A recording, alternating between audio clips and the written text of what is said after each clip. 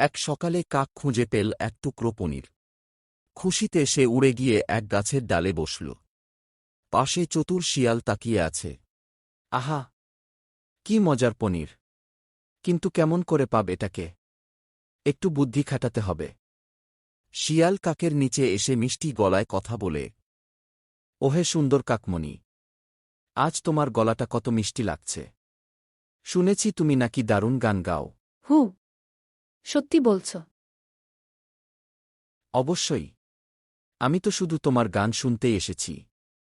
একবার গাও না, আমি শুনে ধন্য হব। কাক গর্বে ভরে গান গাওয়ার জন্য মুখ খোলে, কা কা কা। পনির পড়ে যায় মাটিতে। শিয়াল সেটা তুলে নিয়ে দৌড় দেয়। কাক অবাক হয়ে তাকিয়ে থাকে। আরে ধূর্ত শিয়াল, তুই আমার পনির নিয়ে পালালি। হাহা, মনে রেখো কাকমণি, প্রশংসায় বেশি ভরসা করো না, তাতে বিপদ আসে।